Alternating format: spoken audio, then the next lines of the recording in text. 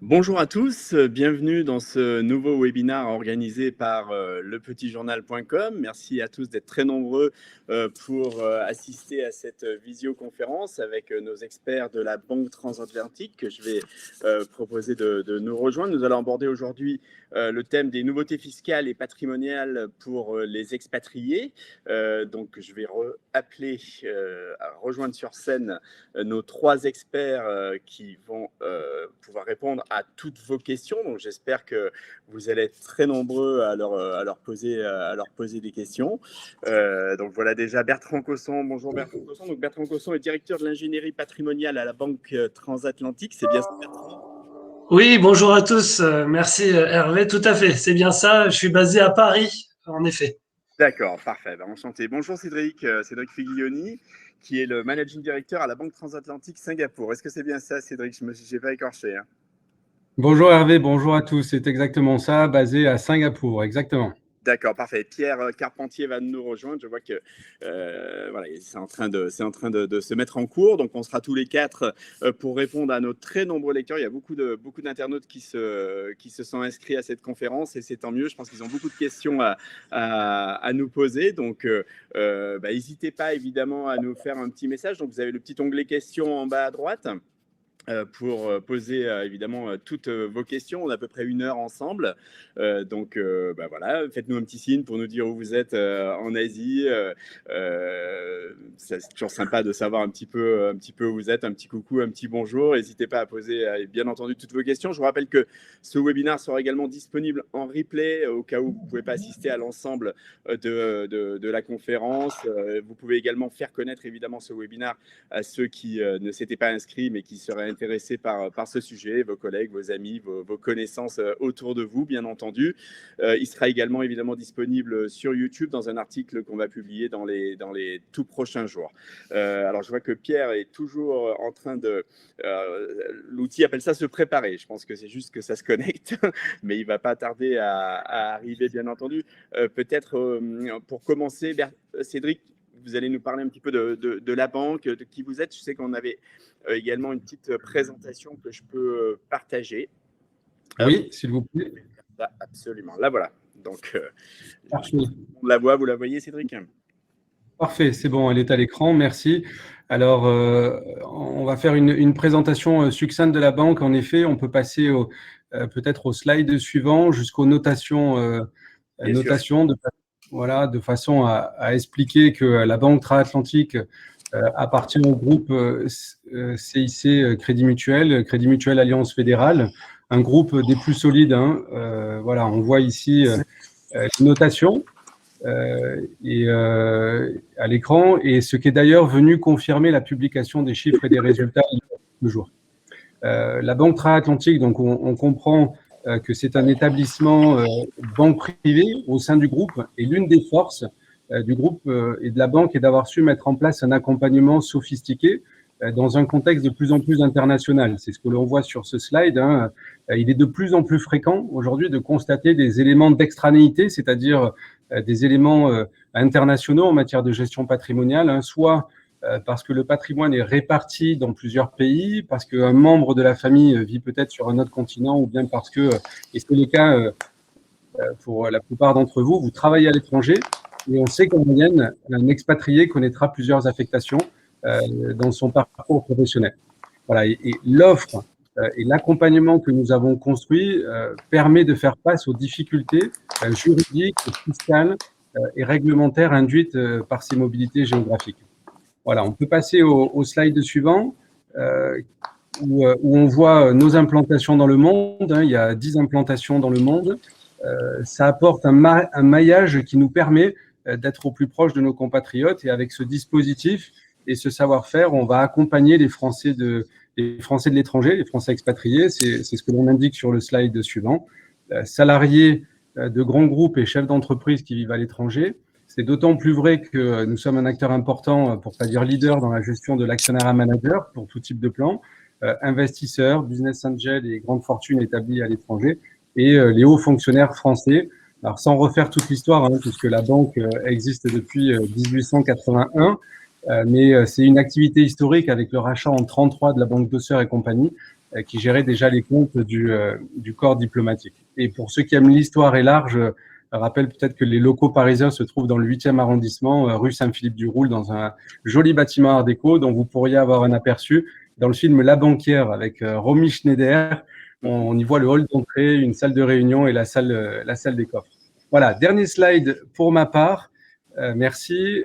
Ça liste les activités de la banque. Je ne les parcours pas une à une, mais retenez qu'il s'agit d'une offre complète et internationale en matière d'investissement et aussi de financement avec la mise en place de prêts immobiliers, par exemple.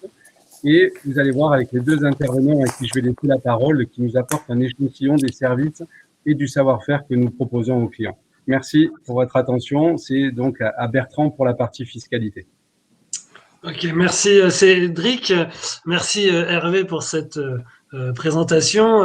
Bonjour à tous. En effet, on va parler pour commencer de fiscalité avant de laisser la parole à Pierre sur la partie financière. Alors le cahier des charges que nous a donné Hervé, on l'accepte bien volontiers. C'est plutôt de mettre l'accent sur les échanges que nous pourrons avoir ensemble, donc c'est-à-dire toutes les questions que vous pouvez poser notamment via la conversation qui apparaît. Donc, on a prévu avec Pierre une mini présentation, c'est-à-dire 10 minutes environ chacun.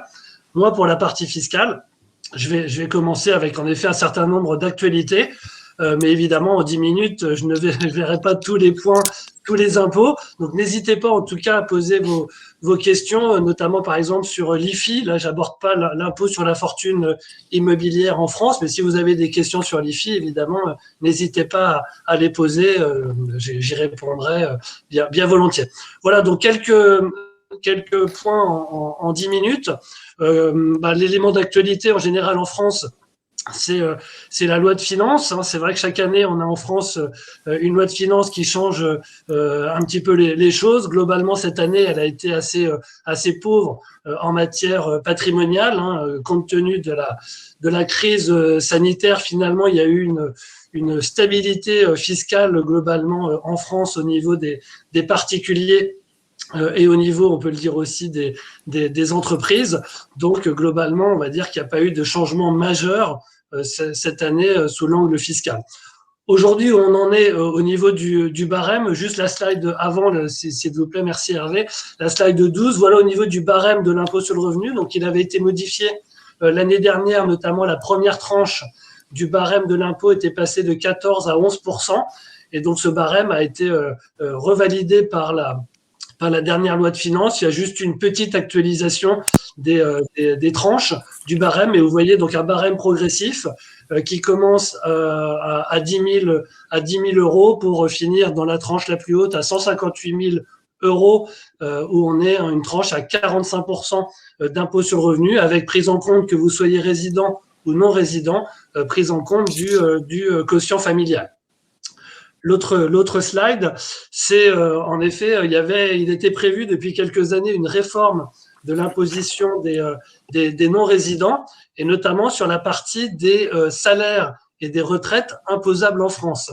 L'idée est que depuis 2019, pour les résidents français, on est passé à un système de prélèvement à la source, notamment sur les retraites et les salaires de source française. Donc aujourd'hui, la caisse de retraite ou l'employeur, pour un résident français, prend à la source le montant le taux d'imposition qui a été calculé pour le contribuable. Et l'idée, c'était que pour les non-résidents, on fasse la même chose avec un taux d'imposition qu'on appelle un taux d'imposition personnalisé. Donc c'était la réforme qui a été prévue. Elle avait été ensuite décalée dans le temps et elle est aujourd'hui purement et simplement abandonnée, supprimée. Donc finalement, il n'y a pas de changement. C'est ça finalement la nouveauté, c'est qu'il n'y aura pas de changement sur la fiscalité des non-résidents, en tout cas pour ceux qui ont des retraites ou des salaires notamment taxables en France. On reste sur le même principe d'imposition qu'auparavant, qui est globalement plus intéressant que la réforme. Donc c'est pour ça que c'est plutôt une bonne nouvelle pour les non-résidents concernés, puisque vous voyez, on reste toujours sur des taux d'imposition. Si on a moins de 15 000 euros annuels, on est à 0%. Si on a 28 000 de plus, c'est-à-dire jusqu'à 43 000 euros de revenus annuels, on a une fiscalité uniquement à 12% sur 28 000 euros. Et ensuite, si on dépasse les 43 000 euros, là, on a un taux de retenue à la source de 20%, mais cette fois, qui n'est pas libératoire de l'impôt sur le revenu. Donc, globalement, ce qu'il faut retenir, c'est que pour ceux qui ont moins de 43 000 euros de revenus, le système est toujours intéressant puisqu'ils vont payer que 12% maximum d'imposition. Pour ceux que ça excède, il y a toujours ces 12% qui peuvent s'appliquer. Donc, je dirais le régime un peu favorable pour les non-résidents, finalement, demeure.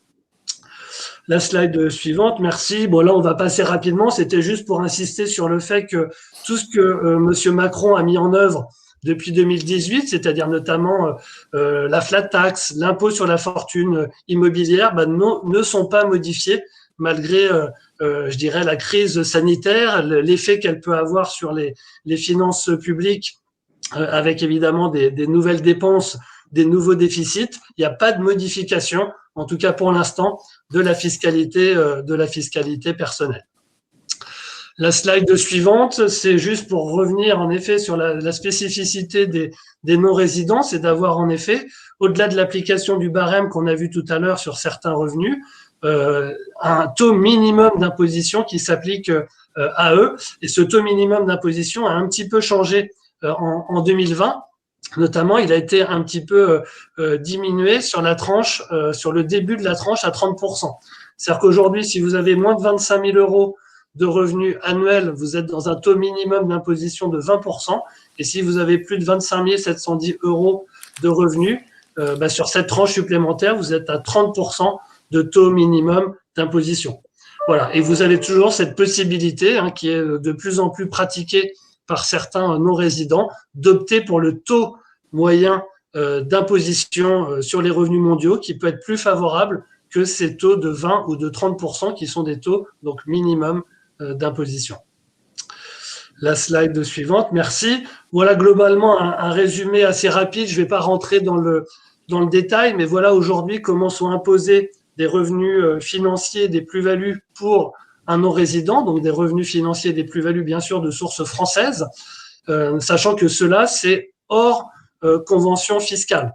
Là, pour la plupart de ceux qui nous écoutent, vous êtes résidents de pays asiatiques. La plupart des pays, mais pas tous, mais la plupart des pays de l'ASEAN ont une convention fiscale avec la France. Donc, il faut toujours évidemment se référer à cette convention fiscale avant de pouvoir conclure sur l'imposition d'un revenu. Mais globalement, aujourd'hui, quand on a un dividende d'action française, la France va retenir à la source 12,8% depuis 2018. Et en règle générale, c'est un taux qui est plus intéressant que le taux prévu dans la convention. Donc, c'est les 12,8 qui vont en général s'appliquer. L'autre point important, c'est qu'il n'y a pas d'imposition pour les non-résidents sur les plus-values de cession en France. Donc ça, vous avez éventuellement une fiscalité dans votre pays de résidence, mais en tout cas, il n'y a pas de fiscalité en France. Et enfin, on a souvent des questions sur l'assurance vie. Vous en aurez peut-être. Mais en effet, l'assurance vie, c'est un tout petit peu plus compliqué, puisqu'il faut savoir quelles sont les dates de versement des primes pour connaître les taux d'imposition en cas de rachat, et ensuite de savoir justement quel est que prévoit la convention fiscale signée entre la France et votre pays de résidence pour savoir si on peut éventuellement avoir des taux plus réduits. Vous voyez que les 35, 15, 7,5 ou 12,8% qui peuvent s'appliquer lorsque vous faites un rachat. Merci. Autre point souvent d'intérêt des non-résidents, c'est les prélèvements sociaux. C'est vrai que c'est un sujet qui a donné lieu à beaucoup de contentieux et ils ne sont pas encore tout à fait terminés d'ailleurs. Globalement, le régime français aujourd'hui, c'est que si vous êtes résident hors espace économique européen et soumis à un régime de sécurité sociale hors espace économique européen, vous allez être soumis à 17,2 de prélèvements sociaux qui vont s'ajouter à l'impôt sur le revenu. Donc, par exemple, si vous avez des revenus immobiliers, des revenus fonciers de source française, vous allez devoir payer l'impôt sur le revenu et les 17,2% si vous êtes hors espace économique européen, ce qui doit être le cas de la plupart de ceux qui nous écoutent. Voilà, là aussi, si vous avez des questions particulières, j'y répondrai un petit peu plus tard. Et le dernier point, où là on a eu un peu de nouveauté, c'est pour ceux qui font de la location dite en meublé. Le point de complexité en France, c'est que quand on fait de la location nue, on est soumis au régime dit des revenus fonciers. Et quand on fait de la location meublée, on n'est pas soumis au même régime fiscal, on est soumis à un autre régime fiscal, qui est le régime dit des bénéfices industriels et commerciaux, et qui est globalement un régime de fiscalité d'entreprise.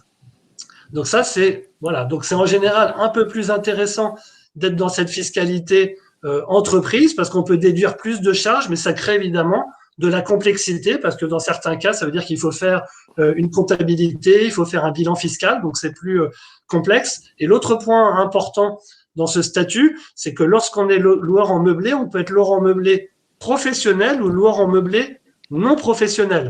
Et vous, en tant que non-résident, vous êtes beaucoup plus souvent en loueur en meublé professionnel que les résidents, parce qu'en fait, il y a deux conditions à avoir pour être en loueur en meublé professionnel, qui sont d'avoir plus de 23 000 € de recettes dans l'année. Donc ça, si vous faites des petites locations, vous atteignez pas forcément le seuil, mais c'est un seuil qui est quand même assez rapidement atteint. 23 000 € de recettes, hein, c'est pas des revenus, c'est bien des recettes locatives. Et l'autre point, c'est que ces recettes, excèdent vos revenus professionnels de source française. Et globalement, beaucoup de non-résidents n'ont pas de revenus professionnels de source française. Donc globalement, dès qu'ils vont dépasser les 23 000 € de recettes, ils vont se retrouver en loueur en meublé professionnel. Et ça peut être source éventuellement d'opportunités, mais ça peut être parfois source de complexité, et notamment sur la partie, pour vous donner un exemple, de charge sociale. Si vous êtes loueur en meublé professionnel et que vous êtes justement résident dans un pays d'Asie, c'est-à-dire hors espace économique européen, ça veut dire que vous n'êtes plus soumis aux prélèvements sociaux de 17,2%, mais vous allez être soumis aux prélèvements sociaux sur les cotisations sociales des indépendants, puisque vous êtes dans un régime fiscal et social d'entreprise. Donc là, vous voyez, vous passez d'un régime social, on va dire, de particulier à un régime social d'entreprise, et finalement, plus ou moins des fois sans le savoir, dès lors que vous dépassez les 23 000 € de recettes. Donc ça, c'est un petit peu nouveau, puisqu'auparavant, il y avait une condition d'inscription au registre du commerce qui a été supprimée. Et donc maintenant, on rentre plus facilement dans son statut de loueur en meublé professionnel. Donc c'est pas forcément une mauvaise nouvelle, mais c'est vrai qu'encore faut-il le savoir et en connaître les conséquences. Voilà, je dirais dans cette grande introduction ce que je voulais vous dire. Et bien évidemment, je suis à l'écoute de vos questions tout à l'heure après l'intervention de Pierre. Merci beaucoup Bertrand. Alors, Pierre Carpentier, j'avais pas pu vous présenter parce que ça a mis un petit peu de temps avant de se connecter, mais vous nous avez rejoint. Vous êtes le directeur des gestions chez Dubli Transatlantique Gestion, membre de la Banque Transatlantique. J'espère que j'ai rien écorché. Je vous passe la parole et je crois que vos slides commencent à s'afficher. Bonjour Pierre. Tout à fait. Bonjour à tous. Bonsoir Hervé et merci pour cette introduction et cet accueil. En effet, Dubli Transatlantique Gestion est la société de gestion agréée AMF, détenue à 100% par la Banque Transatlantique et dont l'activité est bien de gérer les portefeuilles que lui confie la banque. J'ai axé ma présentation sur effectivement comment se caractérise ce qu'il est convenu d'appeler aujourd'hui le monde d'après et comment investir dans cet environnement. On peut passer à la slide suivante si vous voulez bien, cher Hervé. En effet, il y a d'abord des aspects négatifs qui sont assez importants et qui sont parfaitement illustrés sur la diapositive suivante, où en fait, voilà, merci beaucoup, où là on a choisi quelques visuels qui caractérisent selon nous ce qu'on appelle le monde d'après, hein, c'est-à-dire un monde fait de crise climatique, de crise migratoire, de tensions internationales exacerbées. On pense évidemment à la relation sino-américaine, hein, et dont vous êtes très proche géographiquement et qui est au cœur aujourd'hui de bon nombre de sujets tant économiques que géopolitiques. Ce qu'on constate en fait au-delà de toutes ces crises, c'est que depuis une bonne décennie, eh bien, ce moteur qui avait si bien fonctionné de la mondialisation, de l'ouverture au monde, de l'accélération des échanges, est en train de sérieusement prendre du plomb dans l'aile. Hein, aujourd'hui, on voit même une croissance ou une activité économique en croissance avec un recul des échanges, hein, ce qui est des échanges internationaux, ce qui est assez nouveau. Et donc, on est dans cet environnement où, entre guillemets, les populations n'acceptent plus nécessairement les conséquences de ce régime qui a été mis en place depuis les années 70-80, à savoir une volatilité financière relativement forte sur les marchés, sur laquelle je vais revenir juste après, et également une augmentation des inégalités au niveau international avec cette paupérisation des classes moyennes en Europe et aux États-Unis qui a conduit à l'arrivée au pouvoir de gens comme Donald Trump ou Boris Johnson au Royaume-Uni et même Bolsonaro dans une certaine mesure au Brésil, et qui sont donc les éléments dans lesquels nous devons évoluer. Alors, lorsqu'on le voit comme ça, effectivement, sur la slide suivante, on a donc synthétisé ces éléments, donc c'est les crises que je viens d'évoquer, en y apposant cette lettre grecque gamma, qui en finance dans les formules de mathématiques financières symbolise l'accélération. Et très clairement, la pandémie de Covid-19 et ses conséquences économiques qui sont toujours présentes ont accéléré ces phénomènes et ont clairement rebattu les cartes, notamment du fait de l'intervention des banques centrales. Alors justement, slide suivante, on voit bien la problématique. 2019, dernière année de ce très grand cycle de croissance, 2,9% de croissance mondiale enregistrée. Les chiffres sont fournis par l'OCDE. Il faut savoir qu'en 2019, s'est arrêté, si on peut revenir juste avant, s'est arrêté en fait non, en arrière s'il vous plaît, pardon. Voilà, c'est bon, pas de problème, merci beaucoup. En fait, en 2019, s'est arrêté le plus long cycle d'expansion des États-Unis depuis la Deuxième Guerre mondiale. Les États-Unis ont enclenché un cycle de croissance en 2009, post-crise financière Lehman Brothers. Et donc, de 2009 à 2019, on a eu ces 10 ans ininterrompus de croissance, avec un taux de chômage qui était revenu sur les plus bas, à moins de 4%, des taux équivalents à ce que connaissaient les États-Unis dans les années 60. Et donc, slide suivante, s'il vous plaît, arrive cette pandémie de Covid-19 qui a évidemment totalement rebattu les cartes. La plupart des économistes tablaient fin 2019 sur un taux de croissance compris entre 2,5 et 3% au niveau mondial en 2020. Eh bien non, nous avons eu affaire à la plus grave contraction de l'activité économique enregistrée depuis l'après-guerre, avec certains pays même au sein du G20. Je donnerai l'exemple de l'Inde, dans la région asiatique, dont le PIB s'est contracté de plus de 20%, ce qui est une baisse absolument colossale. Les pays européens étant également très durement touchés, avec des reculs d'activité compris entre 6 et 10% selon les États. Et donc, sur la slide suivante, on voit que, alors le chiffre, je vais le réactualiser parce que l'OCDE a fourni de nouvelles données ce matin, donc je vais les porter à votre connaissance. L'OCDE avait d'abord revu à la baisse dans un premier temps son taux de croissance de l'activité mondiale pour 2021, le passant de 5 à 4,2%. Ce chiffre date du mois de décembre. Donc au mois de décembre, je vous rappelle, on est au moment où les États-Unis débattent de savoir s'il faut faire un plan fiscal. Donald Trump est toujours le président des États-Unis à ce moment-là. Donc l'administration Biden n'a pas encore les mains libres pour agir. Et la vaccination n'en est qu'à ses balbutiements. Aujourd'hui, ce scénario a été clairement revu à la hausse, puisque ce matin même, c'est dans l'édition européenne du Financial Times, nous avons les nouveaux chiffres de croissance annoncés pour l'OCDE, notamment revus à la hausse du fait du plan de 1 900 milliards qui va être approuvé cet après-midi par la Chambre des représentants aux États-Unis après son passage au Sénat ce week-end où il a été approuvé. Donc un plan de dépenses de 1 900 milliards de dollars additionnels, ce qui est relativement colossal. Ce sont plusieurs points de PIB américains. L'OCDE estime que ce plan va apporter 1% de plus de croissance à l'économie mondiale. Et donc, pour vous donner quelques exemples, le taux de croissance attendu pour les États-Unis pour cette année, ce sera 6%. L'Inde, le taux sera 12% contre 8% prévu initialement, ce qui est un bond gigantesque. Et enfin, la Chine a un taux de croissance prévu pour 8%.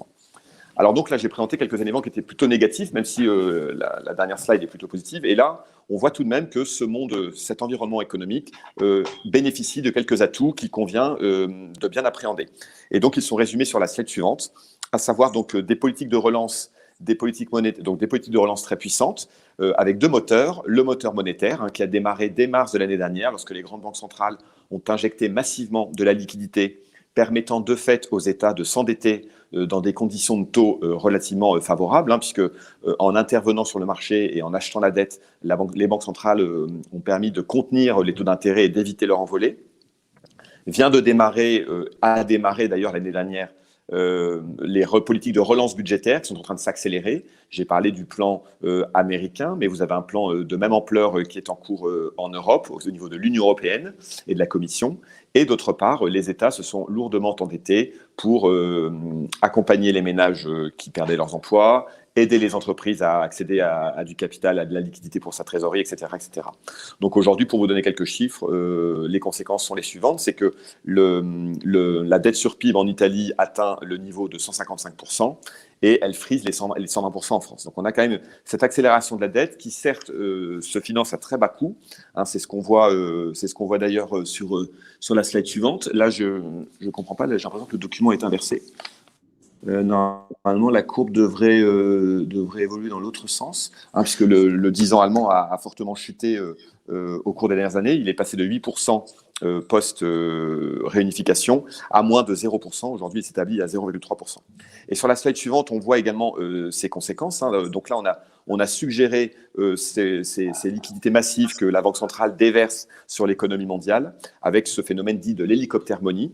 Donc un phénomène en fait de transmission de la liquidité de la Banque centrale directement vers les ménages sans nécessairement passer par le crédit bancaire, ce qui était le cas des premières politiques monétaires expansionnistes de 2009. Et donc, on a mis en arrière-plan le cours de l'or, dont on voit qu'il s'est envolé en fait pendant la phase de la pandémie l'année dernière. La courbe démarre en décembre 2019 et s'arrête il y a environ 2 semaines. Donc, on a eu une envolée assez forte de l'or, avec aujourd'hui un retracement assez significatif de ce métal du fait des anticipations de croissance qui se sont accélérées. L'or perd à peu près 10% depuis le début de l'année et repasse actuellement sous les $1 700 l'once. Et enfin, sur l'autre slide, on voit également les conséquences de l'hélicoptère money sur les indices actions internationaux, donc sur la valeur des actifs risqués. Vous avez en arrière-plan la courbe bleue qui symbolise le MSCI World. Le MSCI World étant l'indice des plus grandes sociétés cotées dans les pays développés.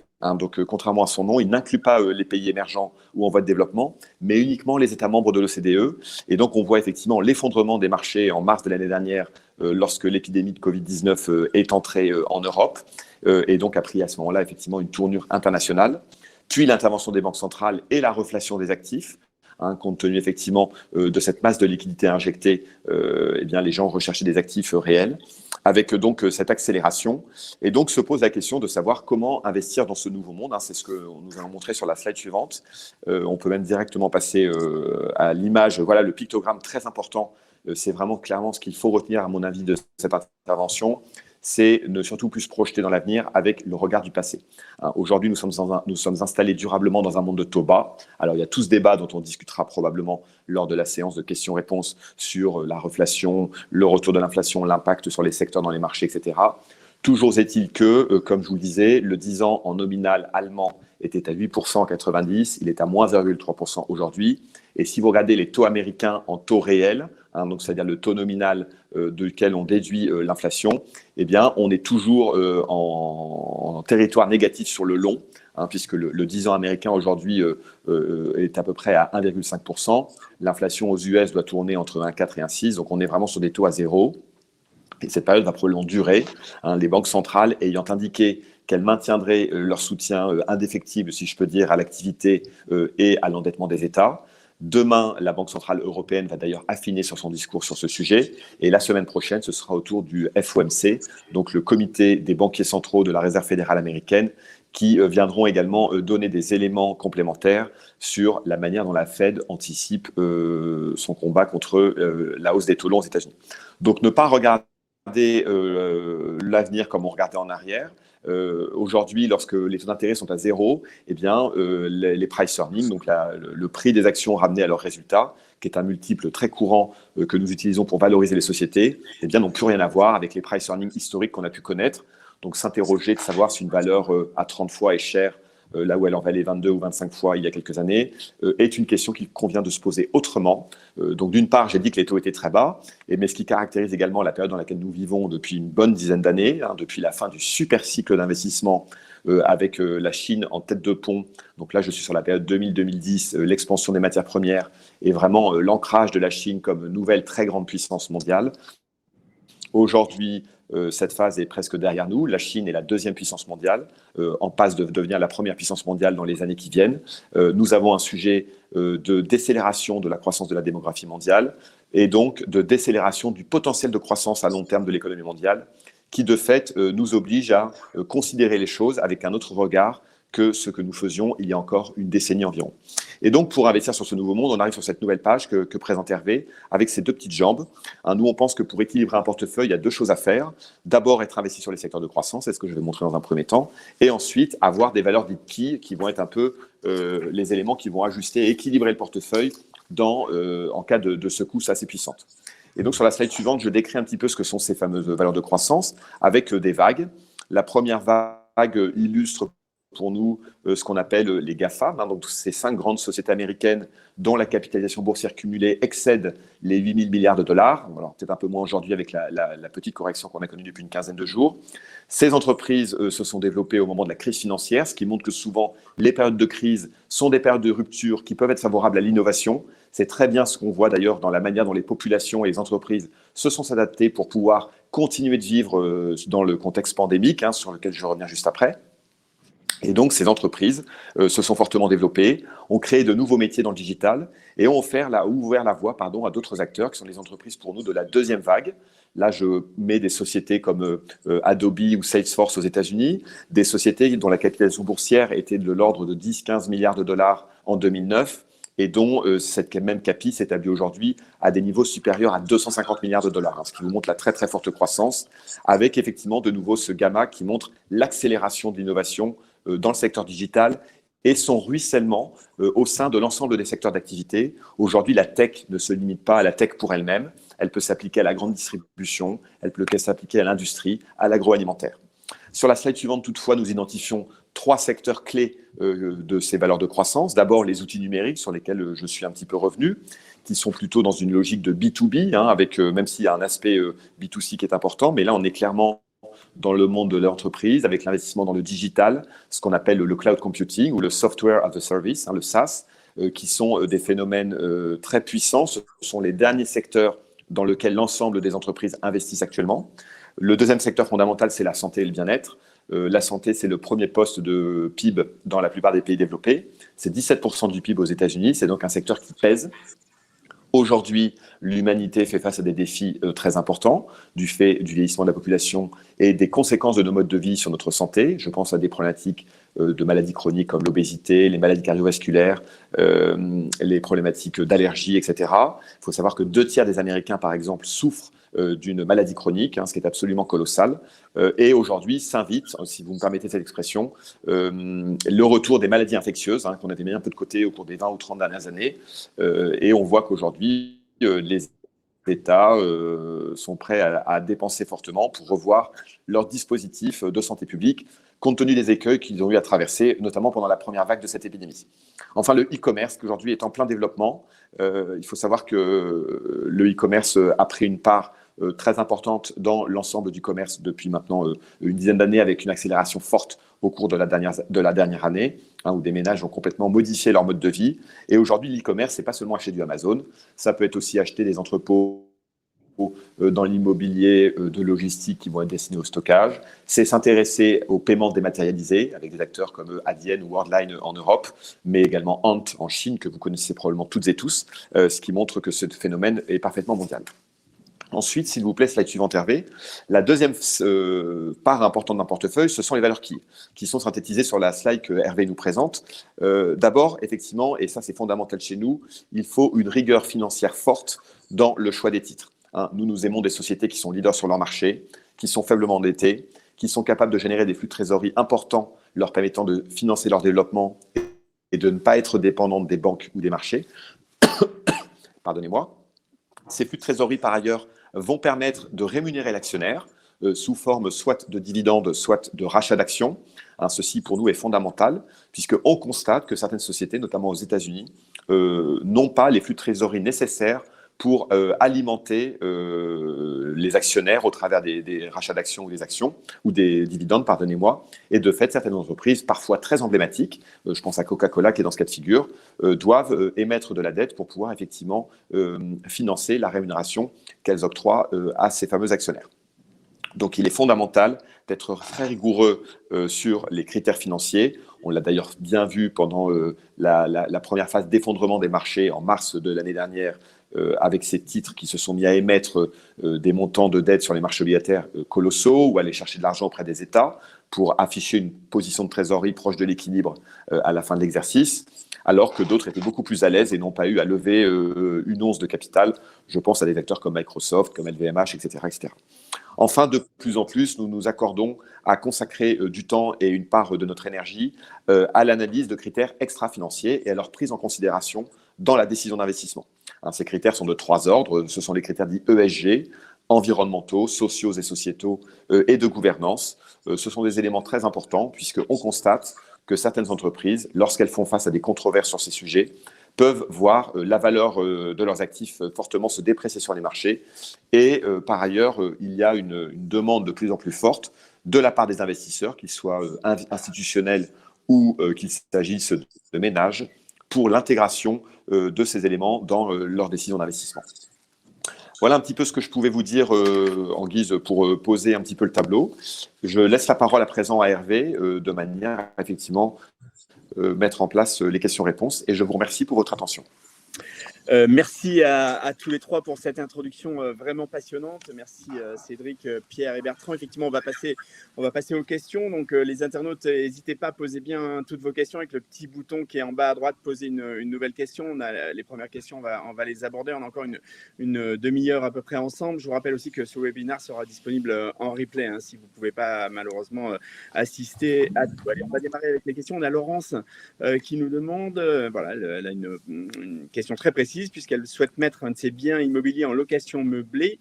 Est-ce que ça peut se faire en direct via le régime LMNP-LMP ou via une SCI qui serait imposée à l'IS ou voire une société commerciale?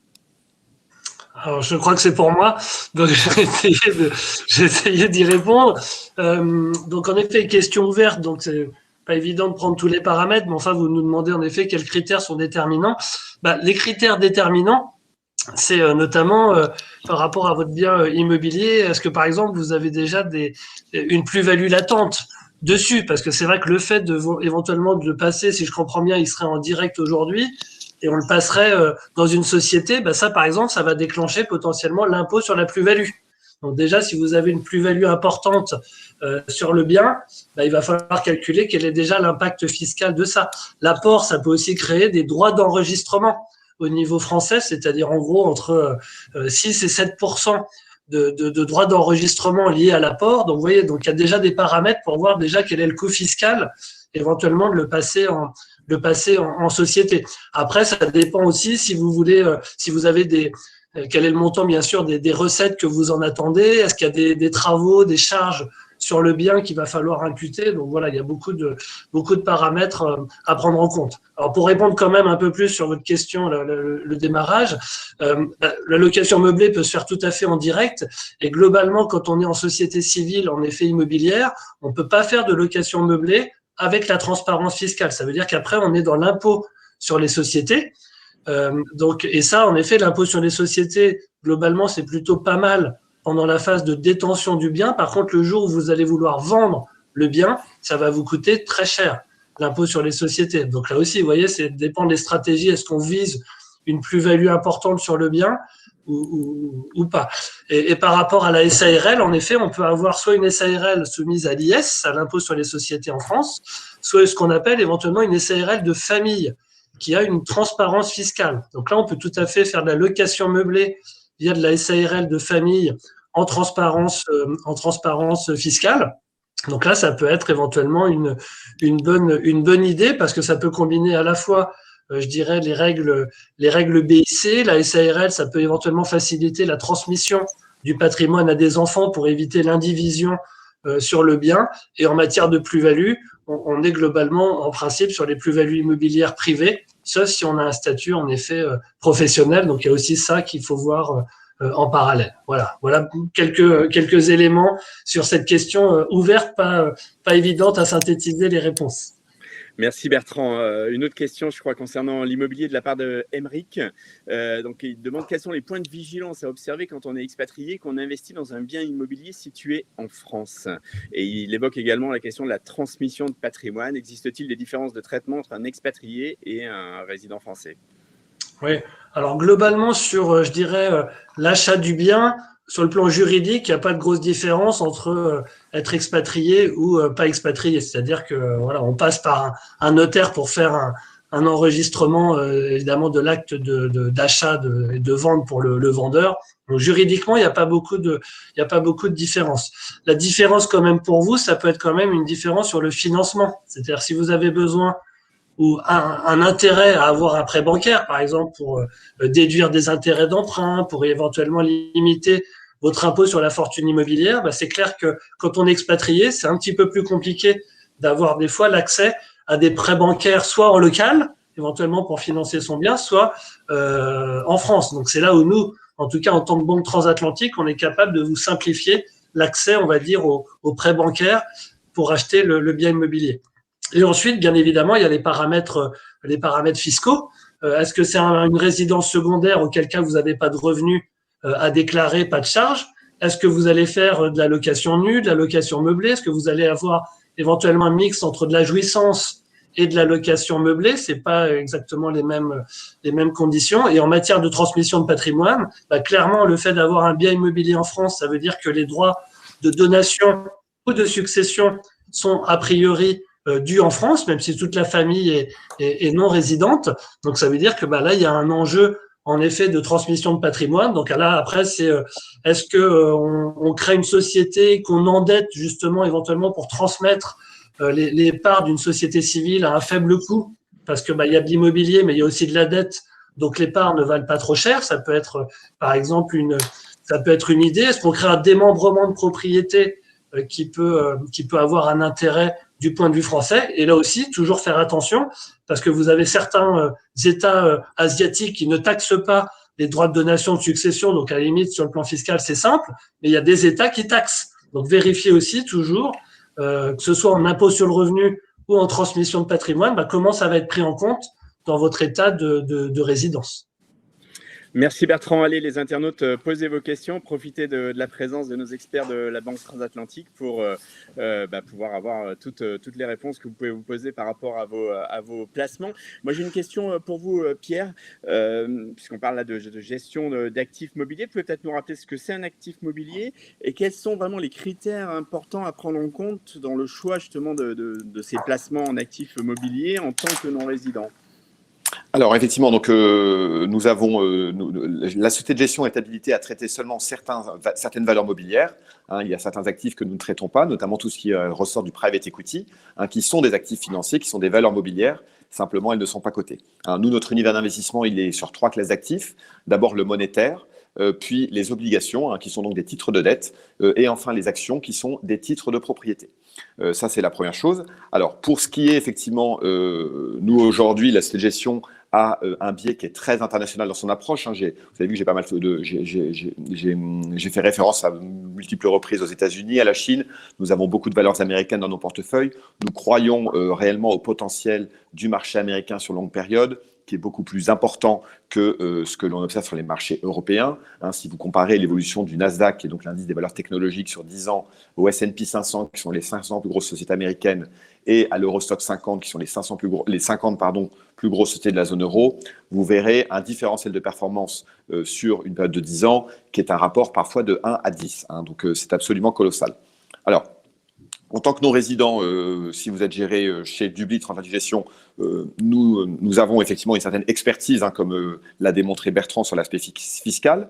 Ces expertises se retrouvent également dans notre gestion financière.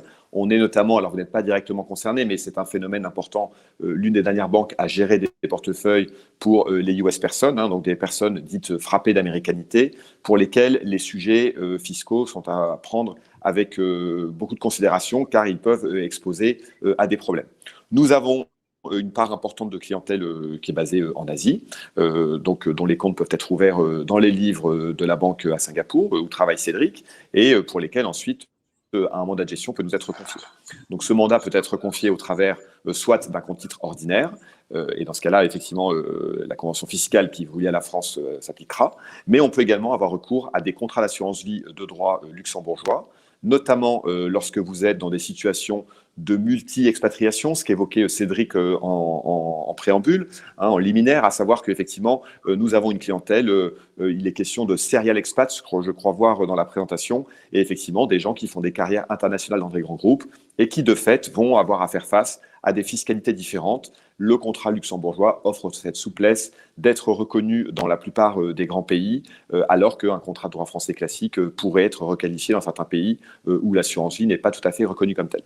Donc ça, c'est important, mais nous appliquons au final effectivement la même gestion à l'ensemble de notre clientèle, donc une gestion plutôt sur mesure, avec une relation très très forte avec les clients. Nous avons dans l'équipe des collaborateurs qui tous les jours sont en ligne avec notre clientèle qui réside hors de France, qui nous fait confiance et de fait, effectivement, qui en ce moment a beaucoup de questions compte tenu des sujets. Donc voilà un petit peu, effectivement, les choses que nous faisons. Merci Pierre. Allez, je reprends les questions des internautes. Christian qui avait déjà posé sa question, donc je ne vais pas le rater cette fois.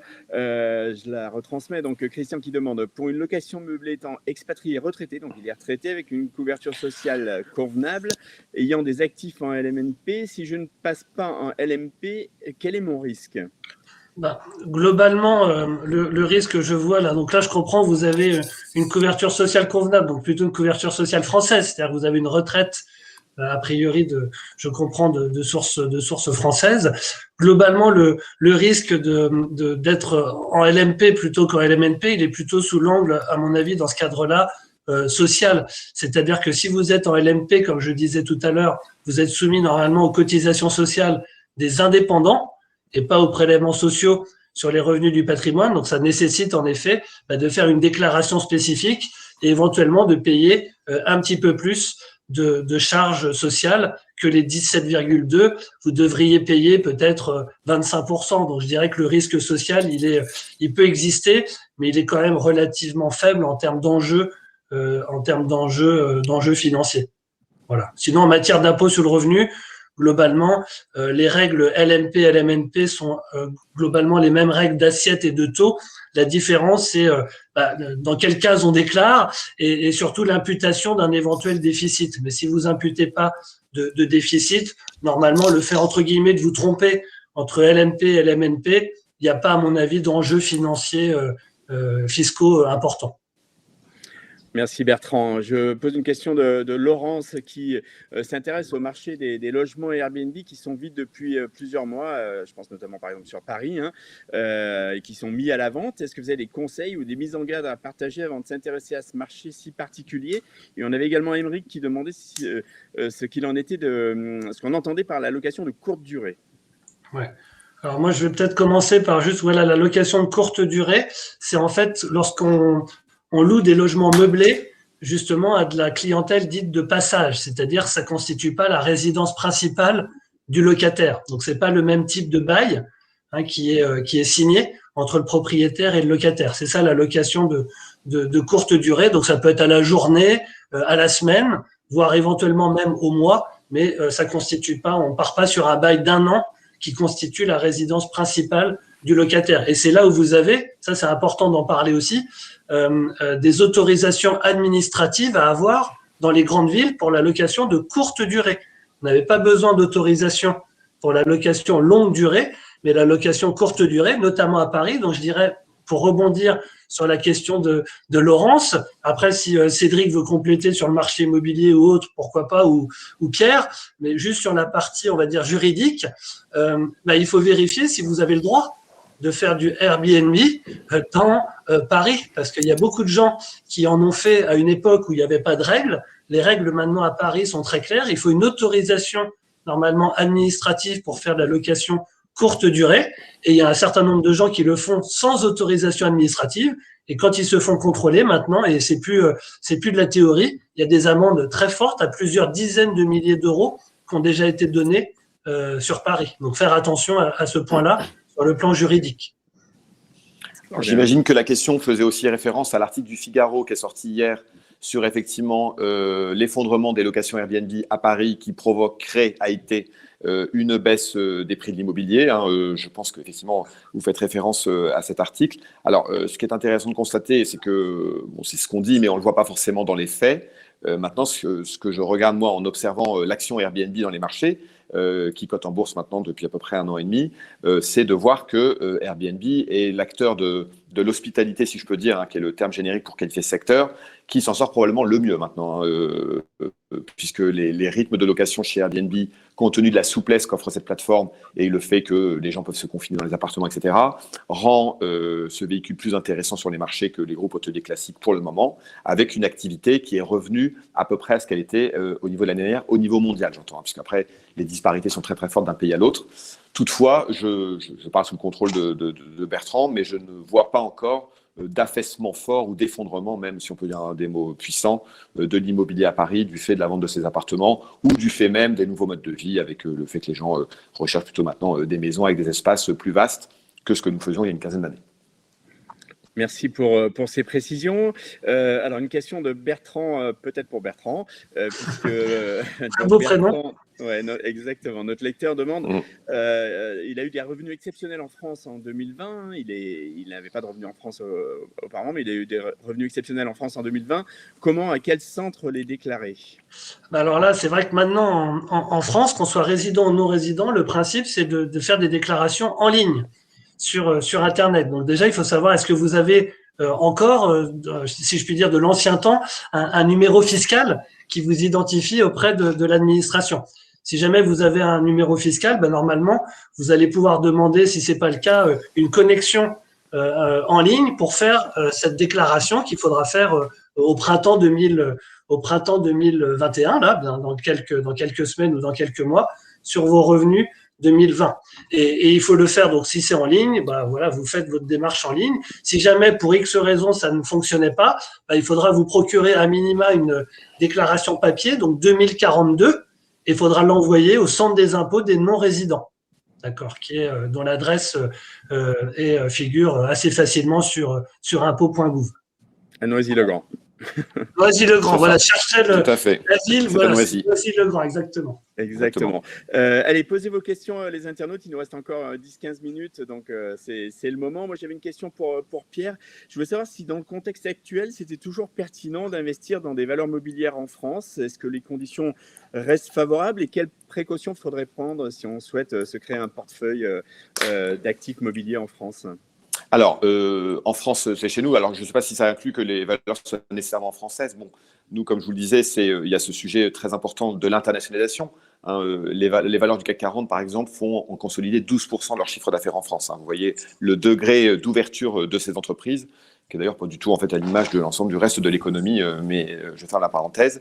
Alors oui, l'intérêt est toujours très fort, notamment sur les actions. Il faut complètement délaisser, à mon avis, à court terme, la classe d'actifs obligataires. Alors, si vous achetez ce qui est en train de devenir un phénomène assez fort de la dette chinoise, là, il y a de l'intérêt. Je ne me rends pas compte en tant que locaux si vous avez accès à ces marchés. Mais en effet, aujourd'hui, la dette chinoise est probablement l'une des dernières qui offre un rendement réel relativement significatif par rapport aux dettes de l'ensemble des autres grands pays développés. Je rappelle que, par exemple, le 10 ans américain vous délivre un taux aujourd'hui de 1,5%. Le 10 ans français est négatif, à moins 0,05. Alors, on a eu un mouvement de reflation sur les taux dont j'ai parlé, puisque pour vous donner un exemple que j'ai en tête, c'est le 10 ans portugais, qui était un État dit PIGS, donc en grande difficulté à l'issue de la crise financière, dont le taux d'intérêt était sous zéro. On était en taux négatif sur le Portugal à la fin de l'année dernière. Donc, la classe d'actifs aujourd'hui ne présente que très, très peu d'intérêt. Et le problème de cette classe d'actifs obligataires, en plus, c'est qu'on n'a aucune visibilité sur les risques réels et la valeur du couple rendement-risque, donc le niveau de taux d'intérêt qui vous est servi par rapport à la qualité de la signature de l'entreprise et de la dette de celle-ci que vous achetez, puisqu'en fait, l'action des banques centrales travestit complètement le marché obligataire. Donc, on a plutôt aujourd'hui un marché qui est en train de créer deux compartiments avec la très haute qualité qui va continuer à se payer très cher. Donc, je pense aux 10 ans allemands, la dette japonaise, la dette des grandes entreprises comme Microsoft, comme LVMH. Et à l'autre côté, vous avez ce qu'on appelle les entreprises zombies, qui sont quand même, représentent plus d'un tiers du marché obligataire des entreprises, au moins à nos yeux. Nous pensons que ces entreprises sont en difficulté, puisque là, c'est juste les banques centrales qui maintiennent artificiellement les taux à des niveaux relativement bas. Et enfin, la dette émergente en général, hors Chine, est à considérer avec beaucoup de précautions. Ces pays ont énormément souffert des conséquences économiques du Covid-19, notamment l'Amérique du Sud. Vous avez beaucoup d'États qui se sont déjà mis en défaut. Je pense au Liban, je pense à l'Argentine. Il y en aura d'autres probablement. Donc, c'est une classe d'actifs à éviter. Les actions offrent, elles, à nos yeux, toujours du potentiel, en étant très sélectifs et en appliquant surtout les critères que j'ai évoqués lorsque j'ai présenté les valeurs dites key, à savoir des ratios financiers très solides. Nous, on n'est pas gêné pour payer un peu plus cher de la qualité, un peu comme dans l'immobilier. On dit souvent que l'emplacement est important, peut générer une prime. Il y a des mètres carrés qui se négocient à des prix très élevés, aussi bien dans les grandes métropoles asiatiques qu'à Paris. Eh bien, c'est un peu la même chose sur les actions.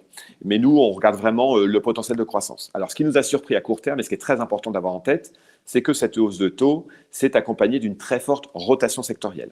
L'an dernier, la société de gestion que je représente a eu de bonnes performances puisque nous étions positionnés sur des secteurs qui, en fait, ont positivement bénéficié des conséquences économiques du Covid-19. J'ai parlé du e-commerce, j'ai parlé du secteur de la santé. Et en fait, depuis le début novembre, depuis ces dates du 6 novembre, donc la confirmation de l'élection de Joe Biden aux États-Unis, et du 9 novembre, l'annonce par Pfizer-BioNTech du premier vaccin à ARN pour lutter contre la propagation du Covid-19, ont déclenché ce qu'il est convenu d'appeler une rotation sectorielle puissante, c'est-à-dire que des secteurs qui étaient totalement délaissés ont été remis en avant, les investisseurs se positionnant déjà dans la sortie de crise, etc. Donc, on a une envolée de titres dans le secteur bancaire, dans le secteur du tourisme, dans le secteur des matières premières, des titres qui sont positivement corrélés à la hausse des taux ou à un rebond de l'activité. Alors, nous, la question qu'on se pose, c'est est-ce un feu de paille? Donc là, ça répond également à votre question de est-ce qu'il faut regarder ça? On reste quand même pour le moment cantonné sur nos idées de technologie, de consommation et de santé, qui sont un peu le triptyque de ce que nous construisons, avec en sous-jacent, évidemment, très important, la qualité des bilans.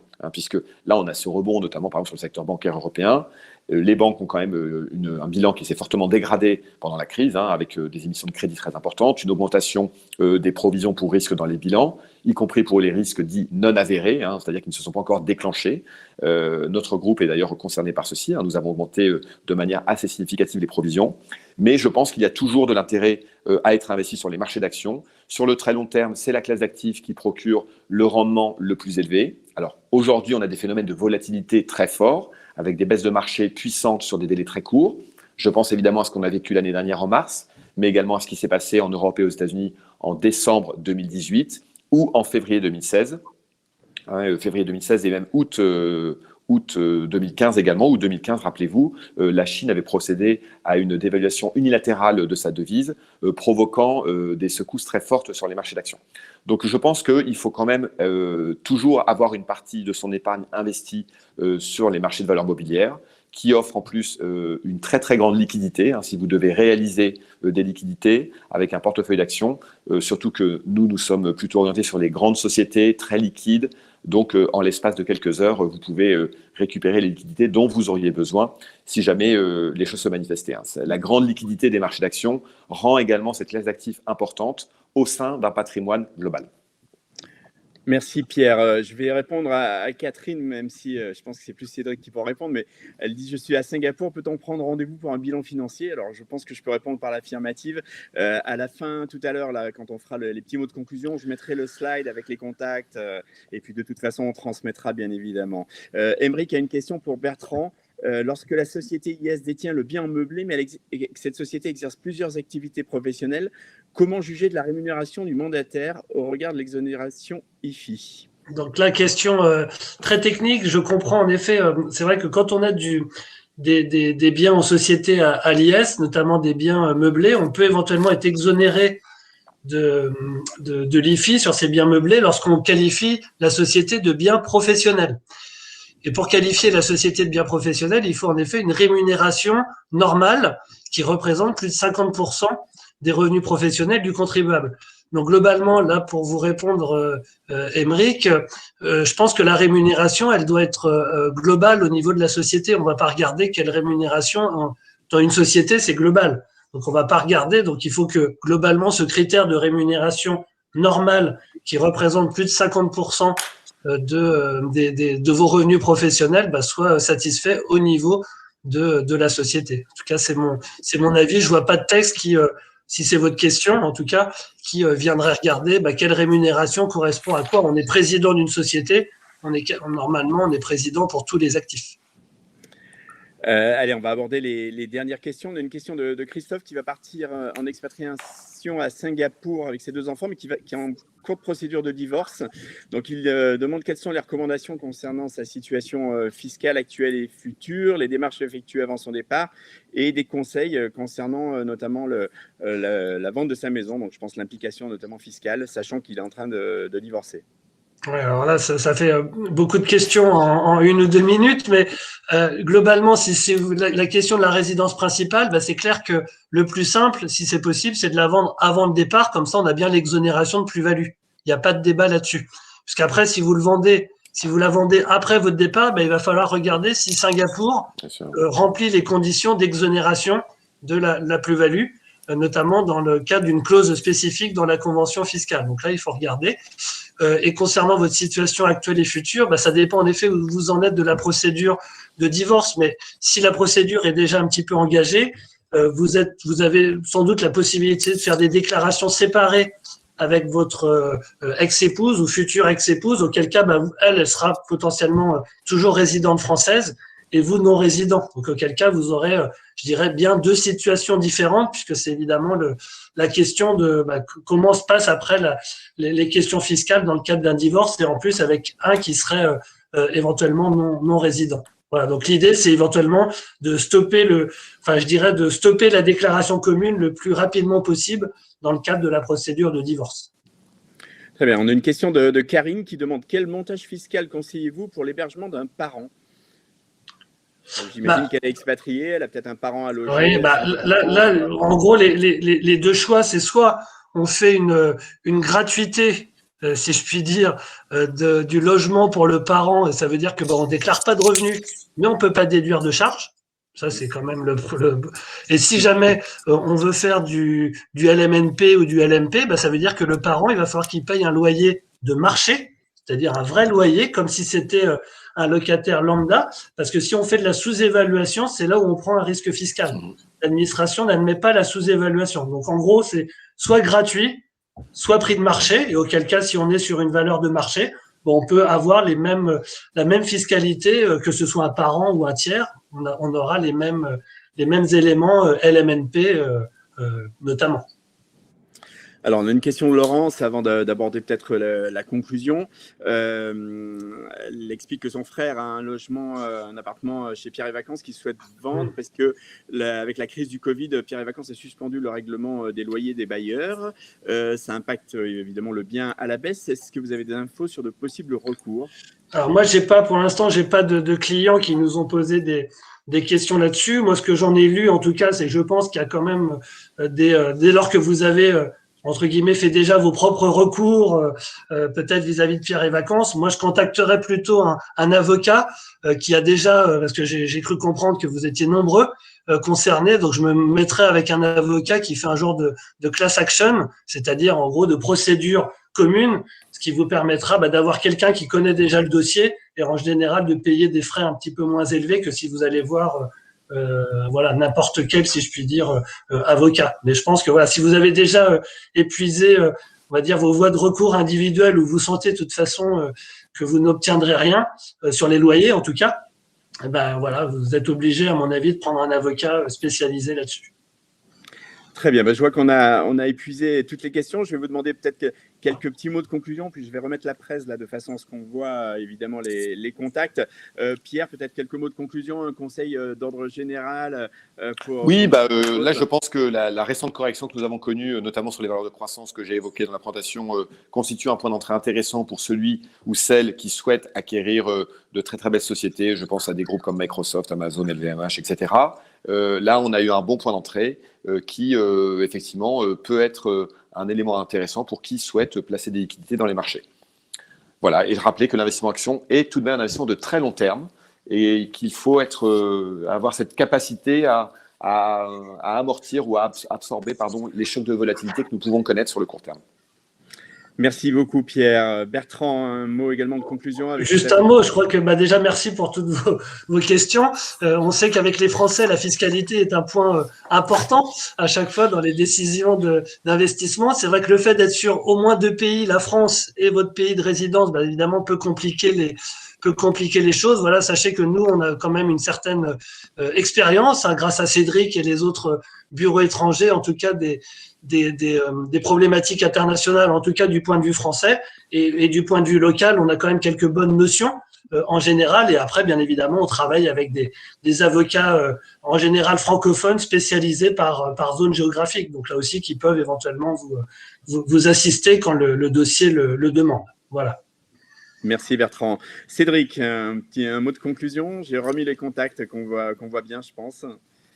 Parfait, merci Hervé. À mon tour de dire merci également Merci aux auditeurs pour leur temps et leur attention, les orateurs pour ce temps de partage qui, je crois, est très apprécié. Merci Hervé, merci aux équipes du Petit Journal avec qui il est toujours très agréable de travailler.